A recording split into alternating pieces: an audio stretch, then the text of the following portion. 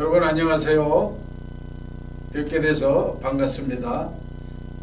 날씨가 나름대로 서늘해지는 그런 그 계절에 들어섰습니다. 그럼에도 불구하고 여러분들께 하나님께서 건강의 은혜, 또 이 시대를 믿음으로 담대하게 살아가시는 은혜를 나르시기를 기원하겠습니다. 오늘은 우리 시청자 여러분과 함께 권력과 신앙, 부제는 히틀러 정권과 기독교라고 하는 책을 소개해 드리도록 하겠습니다. 제목이 조금 거창하지요? 권력과 신앙. 우리가 살아가는 그 세계는 권력이 없는 사회가 없습니다. 예를 들자면 집안에 살아도 사실은 권력이 있죠. 거기에서도 정치가 있습니다. 아니 무슨 집안에 정치가 있느냐 이렇게 말씀하실지 모르겠습니다만은 아버지의 권위, 어머니의 권위, 그 다음에 자녀들의 어떤 위상, 역할, 이게 다 일종의 정치적인 활동입니다. 다시 말해서 가족 구성원 간에 여러 가지 그런 그 역동적인 힘이 작용하고 있다는 것이죠. 우리가 뭐 일반 그런 그 정계에서 얘기하는 정치라는 개념은 아니겠습니다만 사랑이 교류가 되는 것도 어떻게 보면 하나의 소박한 의미의 정치이죠. 부모님과 자녀 간의 그러한 그 관계도 하나의 정치입니다. 예를 들자면 집안의 사랑이 충만하고 분위기가 따스하고 화해스럽다라고 하는 그런 가정에는 사랑의 정치가 유통이 되는, 소통이 되는 그러한 가정이겠고요. 때로는 좀 불행한 모습의 그런 그 가정이 있다 그러면은 부모와 자식 간의 그런 그 사랑의 소통보다는 그 뭐 원망이라든가 불평이라든가 그런 어떤 강압적인 자세라든가 이런 것 때문에 또는 불순종이라든가 이러한 어떤 그 소통이 애석하게도 안타깝게도 힘의 어떤 균형에 안 맞는 그러한 경우라 하겠습니다. 이거를 이제 좀 더 크게 살펴보면은 어떤 사회기관, 또는 기업체, 회사, 크게는 우리 국가라는 단위로 나아가겠고요. 그 다음에 또 더 크게 하자면 국제사회 관계도 역시 그런 의미의 작은 단위의 가정이라고 하는 그 역할에서부터 나타나고 있는 그 힘의 모습이, 힘의 관계가 국제사회까지 이루어져 확산돼 가는, 그래서 권력이라고 하는 것은 그런 면에 다른 말로 정치이기도 합니다만 소박한 의미의 권력, 소박한 의미의 정치에서부터 넓은 의미의 권력과 정치까지 이루어져 있다. 이렇게 우리가 생각해 볼 수가 있습니다. 그 다음에 우리가 이제 종교 생활을 하잖아요. 그러니까 많은 그 세계에 기독교, 불교, 이슬람교, 그 다음에 또 유교, 기타 많은 종교들이 있어요. 하나의 신앙의 체계로서의 종교가 있는데, 근데 이 책에서는 권력과 신앙이라고 하는 그 상관관계를 통해서 어떻게 우리가 실제로 있었던 과거의 역사를 들여다보고, 그 다음에 그 과거의 역사에서 어떻게 오늘을 바라보고, 그리고 그 과거의 역사가 정말로 아름답고 잘되고 공의롭고 정의로운 역사면 현재의 역사를 그렇게 다시 재건해 나가고 미래의 역사를 비전을 바로 세울 수 있는 그런 그 좋은 의미의 교훈이 되는 역사적 모델이 되는 그러한 경우가 되겠습니다. 그러나 과거의 역사의 사건들, 과거의 역사의 권력과 신앙이라고 하는 그런 상관관계가 비극적이고 때로는 참혹한 결과로 이루어져 있었다면 우리는 그런 역사를 통해서 오늘을 또 바라보고 오늘 우리가 이 사회 속에서 우리의 상황 속에서 반복하지 아니하고 그리고 내일을 건설하는 때에 귀한 하나의 토대로 삼을 수 있는 그런 모습이 된다면 역사를 들여다보는 의미가 있겠다. 역사를 공부하는 분명한 의미가 있다라고 생각을 합니다. 아까도 말씀드린 대로 권력과 신앙이라고 하는 이러한 큰 제목 속에 저희가 살펴보려고 하는 것은 부제는 히틀러 정권과 기독교입니다. 그러면 아마 이제 다 상상하실 거예요. 아, 이것은 1930년대, 1940년대의 이야기이겠구나. 그 역사적인 배경은 언제이냐? 독일이 나치주의가 흥왕을 합니다. 사실은 흥왕해서는 안 될 이데올로기였죠. 그런데 유감스럽게도 그 나치즘이라고 하는 나치주의가 독일 사회에 흥왕이 되었어요. 그 원인에 대해서는 저희가 또 말씀드릴 기회가 있겠습니다. 1차 세계대전에서 독일이 패망을 하게 됨으로 인해서 거기에서부터 나타나는 엄청난 후유증이 있었어요. 그 후유증 속에 우리가 어떻게 독일을 다시 재건할 것인가라고 하는 이러한 그거는 좋은 생각이죠. 어떻게 보면. 왜? 전쟁으로 인해서 폐허가 된 그런 상황 속에 어떻게 독일을 다시 일으킬 것이냐, 어떻게 우리의 조국을 다시 재건할 것이냐라고 하는 그 생각 자체는 좋은 생각이었어요. 그런데 이제 이것이 점점 마치 산 위에 정상에 있는 눈덩이가 흘러 쭉 계곡을 타고 내려오다가 나중에는 엄청난 눈덩이가 되고 눈사태로 이루어져서 산 아래에서 어떤 어려운 일을 겪는 것처럼 이 나치즘이라고 하는 그러한 생각의 시작, 즉 독일을 어떻게 재건할 것인가 라고 하는 그 생각의 시작에 여러 가지 요소들이 막 가미가 되고 혼합이 되고 그렇게 하다가 결국에는 극우파 파시즘으로 변하게 되어서 말하자면 우리가 돌변이라고 그럴까요? 돌연변이처럼 그렇게 변질이 되어 가지고 결국엔 거기에 히틀러라고 하는 사람이 또 중심 인물이 되고 그와 같은 사람들이 또 모여들고 그래서 결국엔 독일을 비극적인 사태로 몰아넣었습니다. 그런데 이제 여기가 우리가 권력과 신앙이라고 하는 주제를 이제 공부를 하게 되니까 권력과 신앙에서 바라보려고 하는 것은 뭐냐? 바로 그 히틀러 정권, 나치 정권이 어떻게 기독교를 활용했는가, 종교를 어떻게 이용했는가, 또 어떻게 악용했는가 하는 그런 이 상관관계입니다. 다시 말씀드려서 나치주의가 독일의 1930년대, 20년대에 이제 원래는 이제 1910년대 후반에 이제 발흥이 됐죠. 1차 세계대전이 끝나는 그런 시점에 발흥이 되어서 1920년대부터 독일 바이에른 주 뮌헨 한 변방에서 모였던 그런 그 당시에 이 조국을 재건하기를 원하는 그런 사람들이 모여들었는데 그런 사람들로 인해서 생겨난 나치주의라고 하는 것이 원래는 어떤 그런 체계화되고 규격이 갖춰져 있는 그런 모임이라든가 그런 또 사상은 아니었어요. 그런데 여기에 이제 여러 다양한 생각을 가진 사람들이 모여들고 주제는 하나입니다.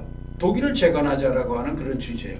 그런데 이제 어떻게 하겠느냐라고 하는 그런 방법론에서 다양한 것이 그래 거기에는 또 어떤 사이비 종교적인 생각도 거기가 가미가 되고 신화적인 생각도 가미가 되고 그 다음에 거기에 대자본을 끌어들이고 막 이러한 그 과정에 하나의 정당으로 이제 형성이 돼가고 그런 과정에 이제 히틀러가 또 참여하게 되면서 중심 인물이 되고 일종의 나치주의 나팔수가 돼서 막 선전선동을 하면서 세력이 규합을 하게 됐습니다.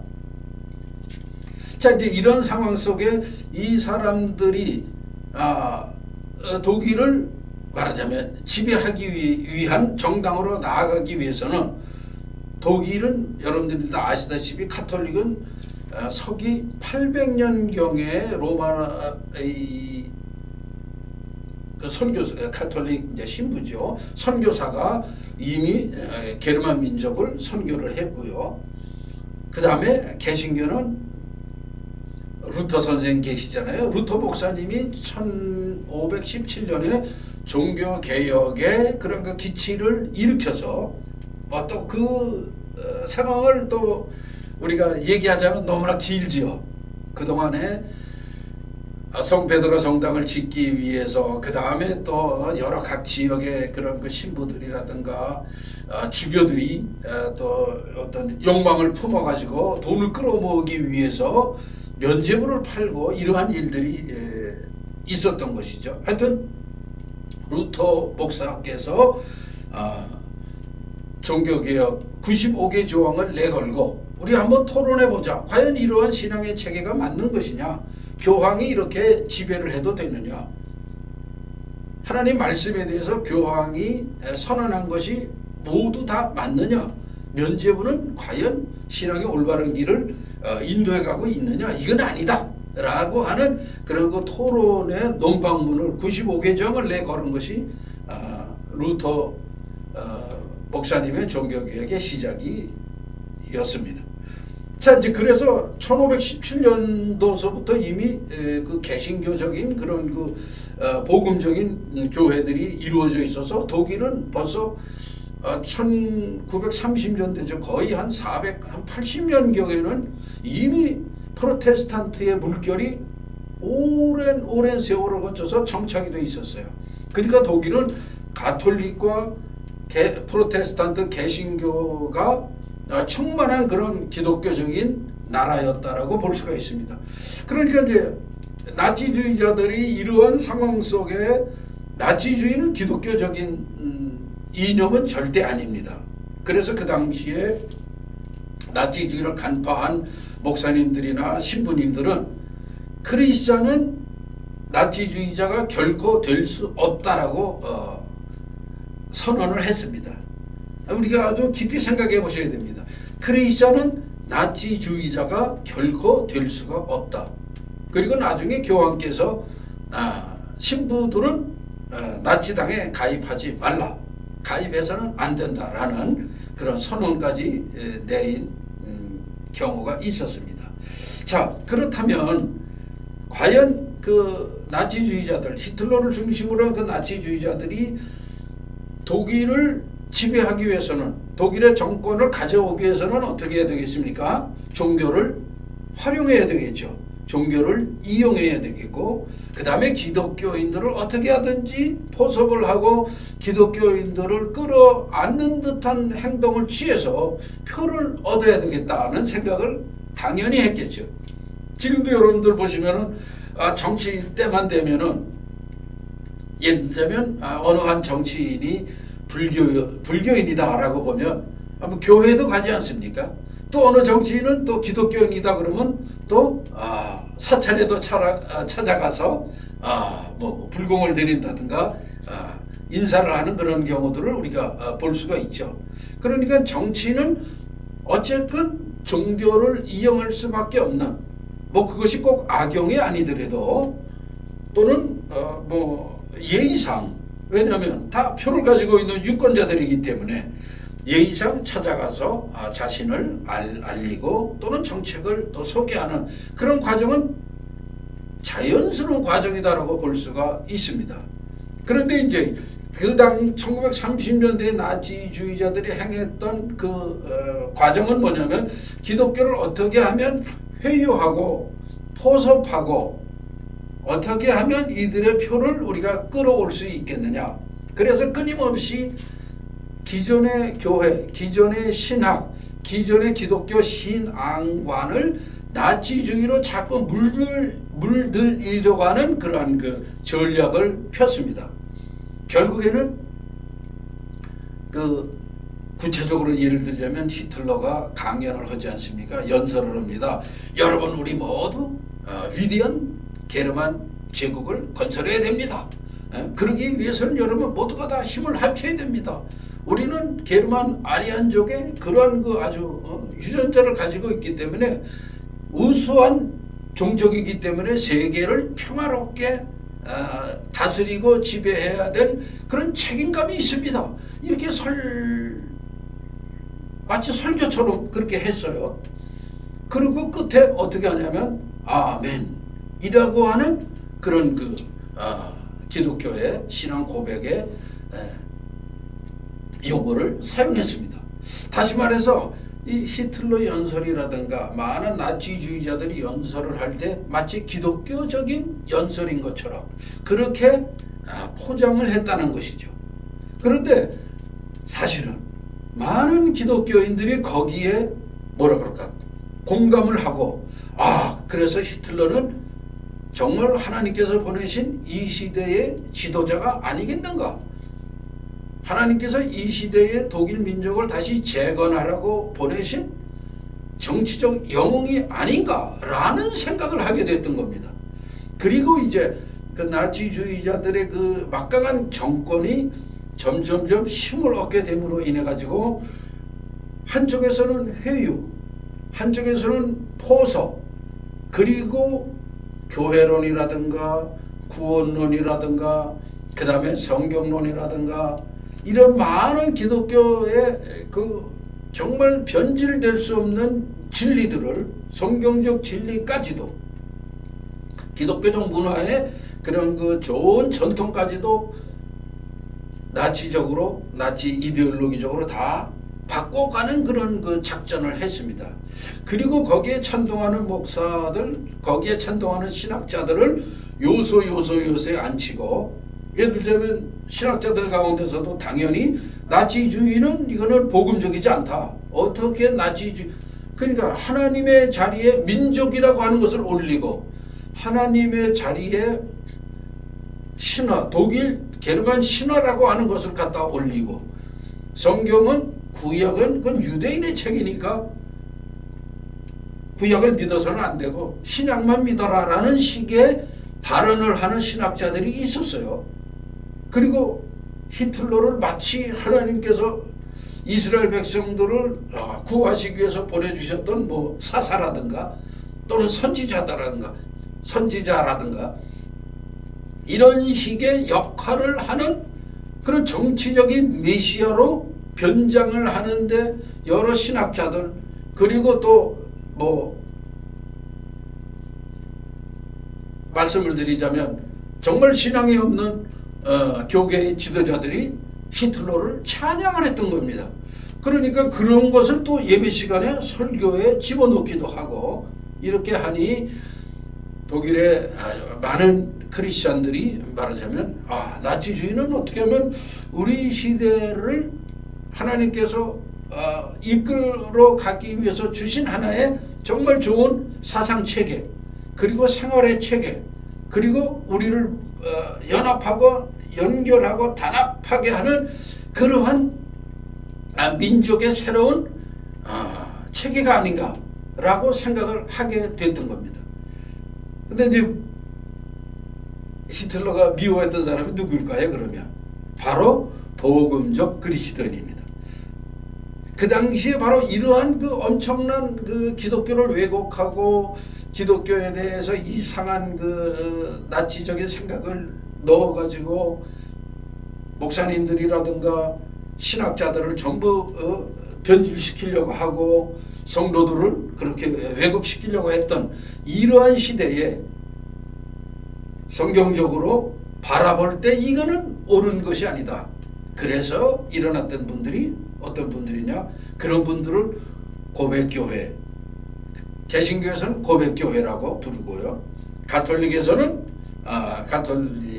교황 안님의 이 교서에 따라서 교황님이 1938년도에 타는 근심으로 브렌넨데 조르게 라고 하는 타는 근심. 근데 그 근심이 정말 속에서 불타오르는 예레미야 선지자가 그랬지 않습니까? 내가 말씀을 전하지 않으면 내 속에서 불타오르는 그런 것을 참을 수가 없습니다라고 고백했던 것처럼 불타오르는 근심으로 교서를 발표를 하셨어요. 거기에서 이제 정확하게 나치주의의 굴복해서는 안 된다. 나치주의는 기독교적이지 않다라고 하는 그 핵심 내용들이 그 속에 들어가 있습니다.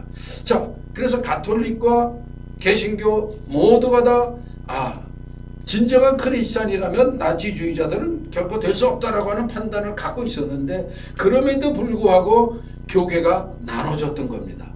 그래서 생긴 게 뭐냐면 나치주의를 추종하는 사람들이 만든 교회, 그 대단한 조직입니다. 왜냐하면 독일 교계가 가지고 있던 그 조직을 강제로 가져와 가지고 거기에 나치주의를 찬동하는 교계 지도자들, 목사들, 이런 분들로 채운 거예요.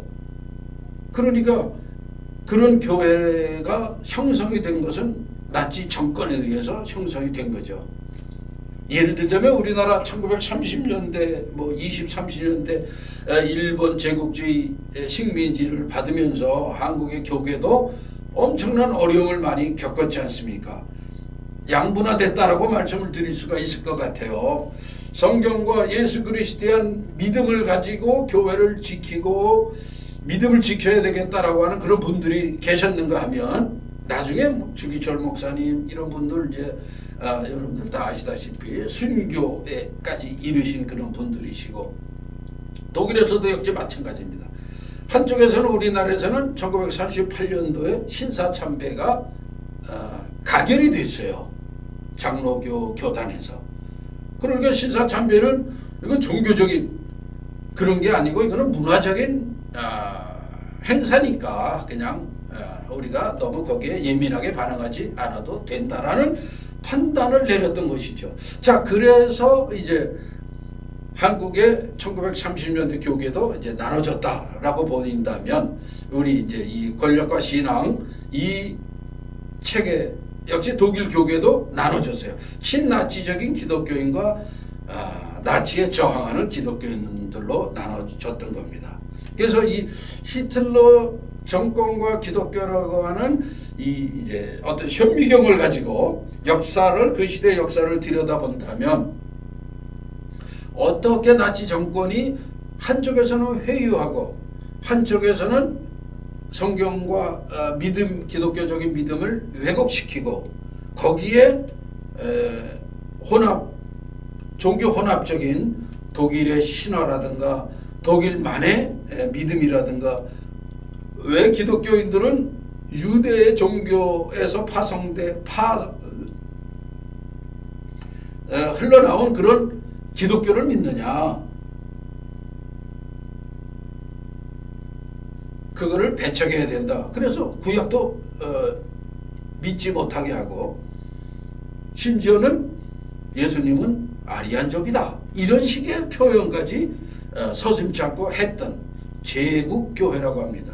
이 제국교회, 그러니까 나치 정권과 손을 합치고 악수를 하고 한 기독교인들은 무슨 생각을 했냐면, 우리가 정권과 하나가 되고 정권의 비호를 받으면 전도도 잘 되고 선교도 잘 되고, 교회가 그런 그 정권의 비호를 받으니 얼마나 안전하냐라는 생각을 했던 거예요.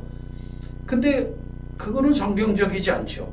언제 하나님께서 복음 역사, 복음의 확산, 선교 역사를 정권에 의지하라고 우리에게 말씀하셨습니까?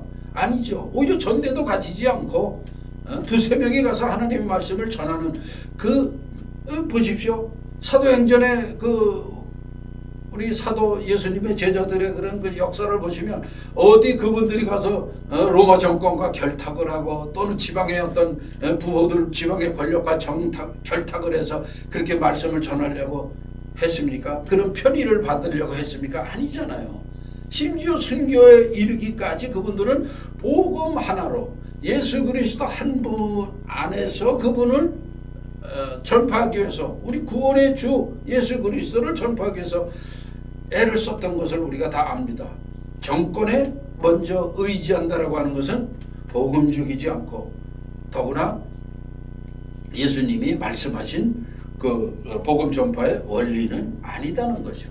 물론 어느 시대의 정권이, 예를 들자면 그 콘스탄티누스 대제 때 황제가 기독교를 받아들임으로 인해서 교회가 뭐라 그럴까요? 어떤 핍박으로부터 조금 완화된 그런 면은 우리가 볼 수가 있습니다만, 사실은 그때 기독교가 급작스럽게 이교도화된, 이교주의가 기독교 안에 스며들어와서 교회가 엄청난 혼란을 겪은 그런 모습을 우리가 또 볼 수가 있습니다.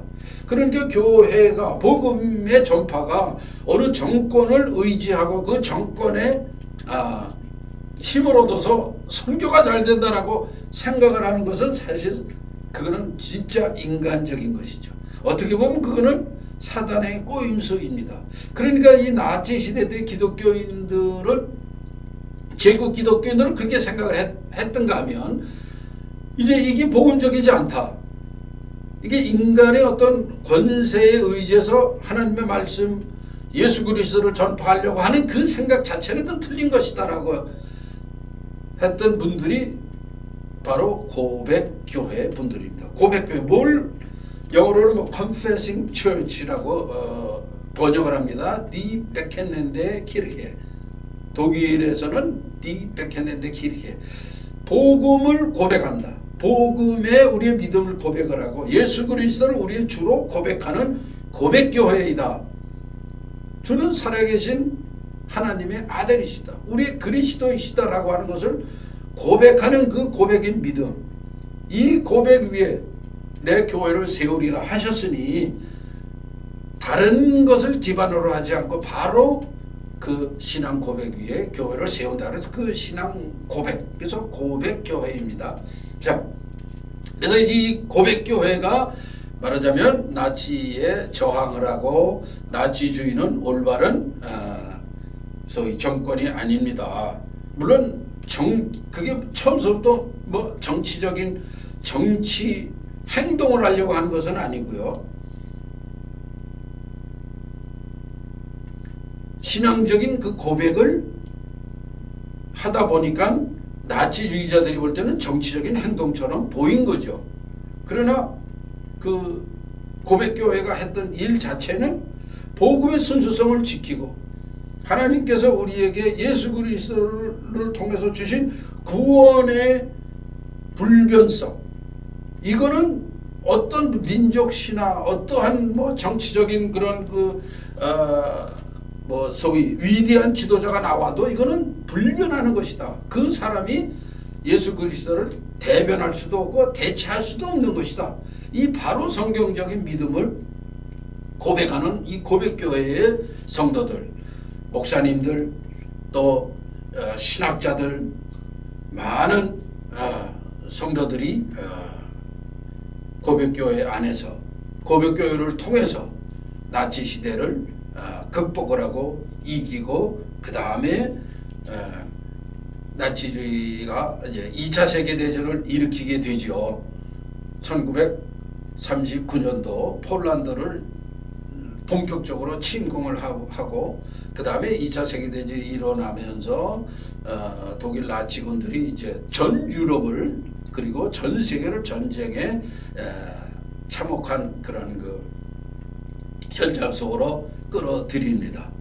그래도 독일이 그래도 독일이 살아있다라고 하는 그러기는 나치주의가 독일을 지배하고 점령하고 2차 세계대전이라는 전쟁으로 이끌고 갔던 그런 그 어떤 막강한 외형적인 힘의 이런 이 세계 속에서도 독일이 그래도 살아있다라고 하는 것을 증명하고 보여준 분들이 누구일까요? 고백교회입니다. 바로 이런 그 고백교회의 신앙의 그 기틀이죠. 신앙의 그 힘, 보이지 않는 그 신앙의 그 능력이 결국에는 독일의 정통성을 갖게 했고, 이제 2차 세계대전이 끝나고 연합군들이 들어왔지 않습니까? 그러니까 이제 사회적으로 탈나치화 운동이 많이 벌어졌어요. 그러니까 그 나치가 지배했던 12년 동안에 적극적으로 가담했던 사람, 그 다음에 그 5분류로 나눴습니다. 5분류. 그러니까 나치 시대에 그 사람들이 행동했던 것을 5가지로 나눴어요. 이게 이제 중간이라면 이 한쪽에서는 나치주의에 찬동한 사람들, 그 다음에 더 이쪽에서 나치주의의 당원이 되거나 그 다음에 당원에서 고급 관리가 되거나 정치인이 되거나 군인이 돼서 정말 히틀러와 함께 세계를 참혹한 그런 전쟁으로 몰아갔던 그 사람들. 그 사실은 히틀러는 자살했습니다만 그 수하에 있는 그런 장군들이라든가 그 다음에 여러분들 아시다시피 괴링, 히물러, 그렇죠? 이런 사람들은 이제 소위 사형 선고를 받고 사형을 당하거나 사형 전에 청산가리로 뭐 자살을 한다거나 이런 그런 그 비극적인 종말을 맺었습니다. 그 다음에 이제 이 중간지대에서 또 오른쪽으로 가면 나치주의에 찬동하지 않고 반대했던 분, 그 다음에 더 이쪽으로 가면 적극적으로 반대함으로 인해서 감옥에도 갇히고 여러 가지 그런 그 탄압도 받고 그 다음에 생명도 바침으로 인해서 순교에까지 이르는 이런 분들. 그러니까 탈나치화 운동이라고 하는 것은 마치 우리나라의 그 친일 반역 이 청산 운동과 같은 거죠. 근데 이제 우리는 유감스럽게도 계속 진행이 안 되고 초기에 중단이 돼서 지금까지도 그런 그 친일 반역자 또는 행위에 대한 그런 처리가 아직도 잘 되지 않고 있는 면이 있습니다. 자, 하여튼 독일은 2차 세계대전 전후에 그 탈나치화 운동이라고 하는 것이 일어나서 연합군 주도하에 사회적으로도 일어났고, 그러니까 전적으로 뉘른베르크 전범 재판이라고 하는 게 있었죠. 그래서 뉘른베르크 전범 재판에서 군인들 이제 위주로 나치 당원 위주로 판결을 내린 바 있고, 그 다음에 이제 그 기독교는 기독교 교회 안에서 교계 안에서 예를 들자면 총회이죠. 루터교 총회 안에서 교계 안에서 자정적으로 판단해서 처리하도록. 그래서 나치의 비호를 받으면서 신학대학에 교수했던 사람들은 거기서 자리에서 박탈당하고 연금도 박탈당하고 하는 그런, 그 다음에 어느 교회에 목사직을 갖고 있는 친나치 목사들은 또 그 자리를 내려놔야 했고, 뭐 여러 가지 탈나치화 운동들이 벌어져서 과거 청산에 대한 역사도 이 권력과 신앙, 히틀러 정권과 기독교라고 하는 그런 그 내용 속에 다 포함이 되어 있습니다. 그러면 이제 그 역사를 가지고 우리는 무엇을 할 것인가? 역사 자체를 공부해야 되는 의미가 있죠, 사실은. 그렇지 않겠습니까? 우리가 뭐 우리나라의 역사도 뭐 임진왜란이라든가 병자호란이라든가 뭐 이런 그 역사를 우리가 들여다보면 그거 뭐 옛날에 그랬었어 라고만 우리가 볼 수는 없는 거죠. 그 역사를 통해서 과연 우리는 어떠한 시대를 살아왔는가, 그리고 지금 우리 이 시대를 어떻게 바라볼 것인가. 왜냐하면 현재라고 하는 것은 과거의 기반 속에서 과거가 잘 됐던 잘못됐던 그러한 기반을 가지고 지금까지 형성되어 왔기 때문에 독일은 과연 그 40년대에 있었던 나치주의의 그 영향으로 독일은 현재 어떤 모습으로 살아가고 있는가, 그 당시는 진짜 어떠했는가 하는 것을 우리가 살펴보고, 그리고 그거를 통해서 현재 우리는 권력과 신앙이라고 하는 이런 상관관계 속에, 물론 지금 우리는 그 히틀러 정권과 기독교라고 하는 이 부재와는 다른 시대를 살고 있습니다만은, 그러면은 그 과거의 시대의 실제적인 리얼한 역사, 그 팩트를 우리가 살펴보고, 그 다음에 이걸 가지고 현대의 우리 한국의 역사도 살펴보고, 그리고 우리 1930, 40년대 이미 뭐 1910년대 한일 합방이 되어서 일본 제국주의는 그 전에 있었습니다만은, 하여튼 1930, 40년대 한국과 독일의 어떤 연관성이 있죠. 권력과 신앙이라고 하는 측면에서 이것도 우리가 살펴봐야 되겠고요. 굉장히 흥미롭고 우리 시대에 교훈을 주는 내용도 많이 있고, 그 다음에 우리 시대에 경고하시는 내용도 그 속에 많이 있습니다. 그러면 진정한 의미야. 교회론이 뭐냐? 교회는 뭐냐? 이거 우리가 생각해 봐야죠. 그 다음에 우리 시대가 이렇게 어지럽고 복음을 훼손하고 왜곡시키고 그 다음에 종교 혼합주의적으로 복음을 흐리게 하는 이런 그 현대와 같은 시대 속에 우리는 어떻게 우리의 신앙을 잘 지킬 것인가?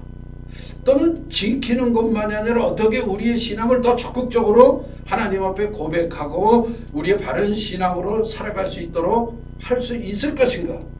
이런 것들을 우리가 또 우리 시대에 배우게 됩니다. 그래서 교훈적인 면이 많이 있겠습니다. 그 다음에 경고적인 면은 무엇이겠습니까? 어떠한 이데올로기, 어떠한 그런 기독교의 바른 복음의 면들을 흐트러뜨리고 하는 그런 그 세력들이 과연 무엇인가 우리 시대에 우리가 한번 다시 생각을 해봐야 되겠습니다. 경각심을 갖게 되죠.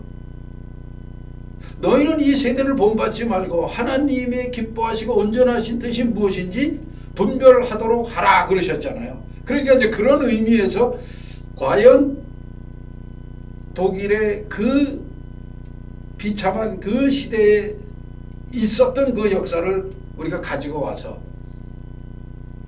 그 시대와 같은 우리 한국의 1930, 40년 식민지 시대도 살펴보고 그 다음에 현대입니다. 2022년도에 우리 이 시대에 나치주의처럼 복음을 훼손하려고 하고 기독교를 이용하고 기독교를 악용하려고 하는 세력들은 과연 없는가? 있지 않은가? 그 당시에 많은 신학자들이 이런 판단을 했습니다. 나치주의의 극렬한 나치주의자들은 물론 뭐 나치주의자들을 또 평가를 여러 면에서 등급을 나눠야 되겠죠. 그냥 나는 독일이 좀 부흥했으면 좋겠어. 그래서 나는 나치주의에 그냥 조금 찬동해 줄래. 이런 시민들도 있었고, 그러나 어떤 사람들은 더 적극적으로 아니야. 그래서 우리가 과거에 잘못된 그런 민족 정신을 막 개조를 해가지고 새로운 민족 정신으로 가야 돼. 이렇게 좀 더 중급으로 가는 그런 시민들도 있었고, 이제는 그러한 생각에 정권을 탈취를 해야 되겠다. 정권을 쟁취를 해서 우리의 독일 재건이라고 하는 이 목표를 완전히 완수해야 되겠다라고. 근데 거기는 인권도 없고, 그래서 오직 국가만 있어요. 국가와 민족이라고 하는 그런 그 거대한 그림만 있습니다. 그런데 이것이 굉장히 비인권적인, 탈인권적인, 그러죠? 인간을 말살하는 정책으로 갈 수 있는 그 위험 요소가 굉장히 많아요. 그리고 실제로 그때 그렇게 돼버렸었고요. 그럼에도 불구하고 그거를 추진해서 군사력, 정치력, 모든 경찰력을 동원해가지고 나라를 나치화해버리려고 했던 그 극렬한 나치주의자들. 과연 우리 시대는 없는가? 이거죠. 우리 시대에는 과연 이런 사람들은 없는가? 위대한 대한민국 얼마나 아름다운 슬로건입니까? 좋아요. 그런데 이제 이거를 위해서 물불을 안 가리고 모든 도구와 모든 수단을 동원해서 위대한 대한민국을 만들겠다라고 치닫는다면 이거는 그러한 그 나치주의와 별반 다를 게 없는 또 다른 신흥 이데올로기다라고 하는 것을 말씀을 드리려고 하는 겁니다. 그러니까 이것이 바로 나치주의를 공부하는 시대의 교훈이자 경고이죠.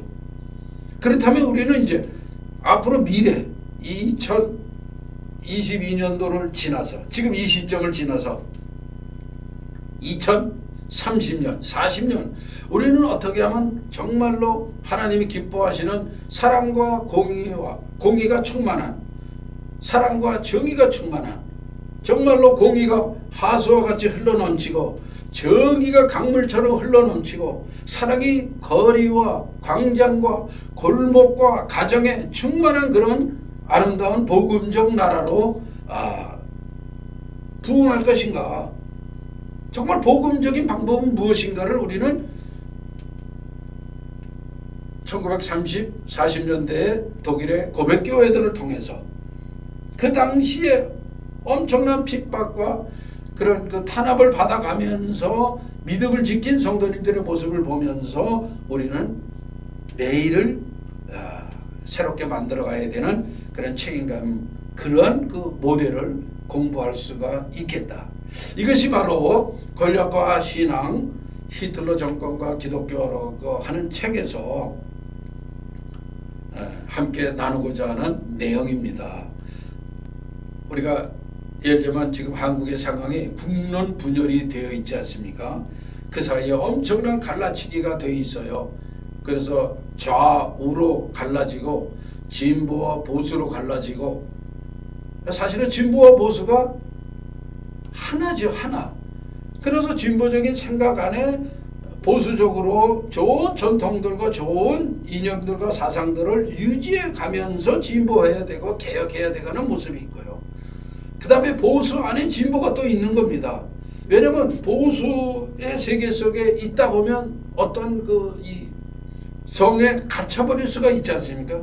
그러니까 스스로 창조적 파괴라는 말과 같이 스스로 보수의 고루한 틀을 깨고 진보적인 생각을 가지고 보수가 개혁을 해나가는, 진보와 보수가 하나인 그러한 모습으로 우리가 우리 사회를 만들어 나가야 되는데, 어때 우리 사회가 지금 너무 갈라져 있어요. 너무 분열되어 있는 게 아닌가.